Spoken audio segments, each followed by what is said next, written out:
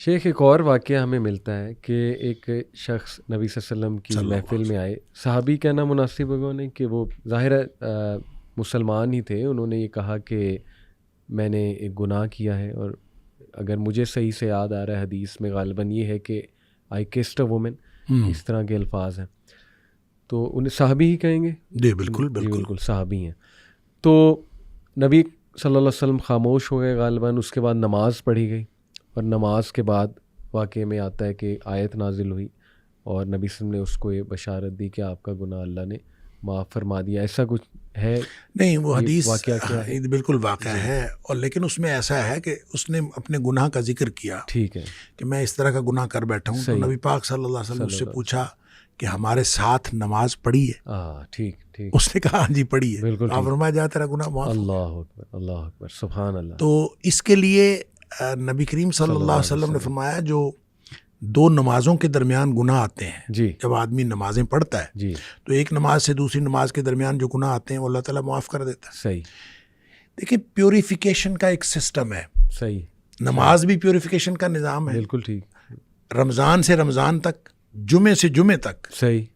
یعنی ایک جمعہ پڑا ہے دوسرے جمعے تک. صحیح. ایک رمضان سے دوسرے رمضان تک. صحیح. ایک عمرے سے دوسرے عمرے تک. ایک حج سے دوسرے حج تک. صحیح. اچھا، یہ درمیان میں جتنے گناہ ہیں یہ جب اللہ تعالیٰ معاف کر دیتا ہے جو حدیث میں آتا ہے تو یہ صغیرہ گناہ ہے. صحیح. چھوٹے گناہ ہیں جو بغیر توبہ کے معاف ہو جاتے ہیں. بالکل ٹھیک. جو کبیرہ گناہ ہیں وہ بغیر توبہ کے معاف نہیں ہوتے. بالکل صحیح. بالکل. اور اگر اس میں کسی بندے کا حق انوالو ہے تو جب تک حق ادا نہ کیا جائے اس وقت تک معاف نہیں ہوتے.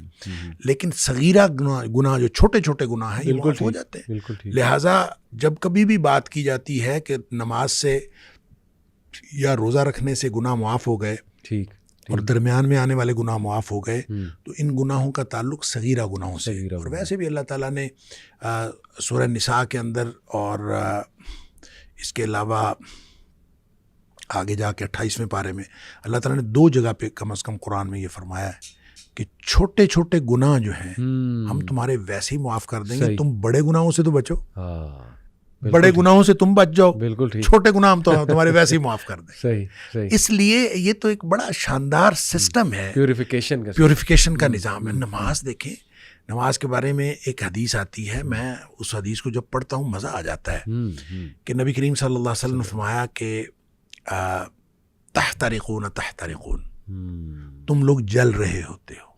اب دیکھیں نبی اکرم صلی اللہ علیہ وسلم کا کلام وہ ہے جن کو اللہ نے فرمایا، اللہ تعالیٰ نے نبی پاک صلی اللہ علیہ وسلم فرمایا اللہ نے مجھے اوتیت جوامع الکلم، مجھے کلام کی جامعیت عطا کی گئی. یعنی تھوڑے الفاظ سے زیادہ مفہوم نکلتا ہے. وہ اللہ کے نبی دہرا رہے ہیں تحترقون تحترقون، تم جل رہے ہو، تم جل رہے ہو. یہ ہے گویا گناہوں کی بھٹی میں جل رہے ہو. حتی اذا صلیتم الفجر، یہاں تک کہ تم فجر کی نماز پڑھ لیتے ہو. غسلتھا، وہ اس کو دھو ڈالتی ہے.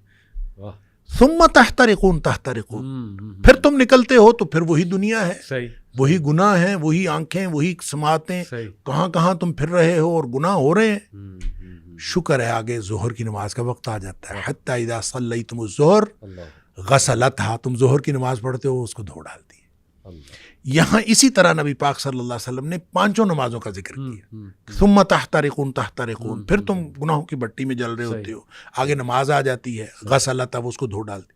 لیکن جب عشاء کی نماز کی بات کی نا تو آپ نے فرمایا کہ حتی اذا صلیتم العشاء غسلتھا، وہ اس کو دھو ڈالتی ہے. اس کے بعد آپ نے ثم تحترقون نہیں فرمایا، آپ نے فرمایا تو ثم تنامون، پھر تم سو جاتے ہو. پھر تم سو جاتے ہو، پھر تم سو جاتے ہو. فرمایا پھر کچھ نہیں لکھا جاتا. یعنی پھر گویا وہ جو تحترقون ہو رہا تھا، گناہ ہو رہے تھے، وہ گناہ ختم ہو گئے.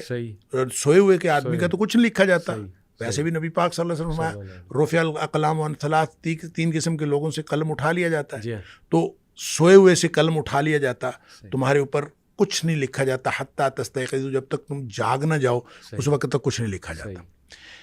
اچھا، اس کا مطلب یہ ہے کہ جو نہیں سویا عشاء کے بعد تو وہ تو تحترقون تحترقون ہو رہا ہے. تو یہاں سے ایک مسئلہ نکلتا ہے کہ ہم جو عشاء کی نماز پڑھ کے جاگتے رہتے ہیں اللہ اور 11-12 بجے تک جاگتے رہتے ہیں جی جی تو ہم گناہوں کو سمیٹتے رہتے ہیں اوئے ہوئے اور غسلتھا کیے بغیر سو جاتے ہیں. یہ اتنا بڑا رسک لیتے ہیں ہم. اوئے ہوئے اس لیے نبی پاک صلی اللہ علیہ وسلم نے حضرت ابو ہریرہ رضی اللہ تعالیٰ عنہ کو فرمایا تھا کہ ابو ہریرہ سونے سے پہلے وتر پڑھنا نہ بھولنا. یہ جو وتر ہے یہ اصل میں رات کی نماز ہے, یہ عشاء کی نماز نہیں ہے, بالکل ایسی یہ رات کی نماز ہے. صحیح. تو جس شخص نے تو عشاء کے بعد فوراً سونا ہے وہ تو عشاء کے ساتھ پڑھ لے کہ اس نے سونا ہے اس کے بعد. تو جس نے نہیں سونا, رات 11-12 بجے تک جاگنا ہے, تو وہ پھر وتر نہ پڑھے تاکہ وہ اپنے سونے سے پہلے وتر پڑھے. وہ جو جتنا کچھ تحت رقون ہوا ہو اس کو غسلتھا کر دے اور پھر آدمی سو جائے. کیا بات ہے. تو یہ پیوریفیکیشن کا نظام ہے, ایک تطہیر کا عمل ہے, اور یہ اللہ تعالیٰ نے سسٹم بنا دیا ہے, اور اسی سسٹم کے تحت ہے کہ بڑے گناہوں سے تم بچ جاؤ, چھوٹے اللہ تعالیٰ ویسے معاف کر دے.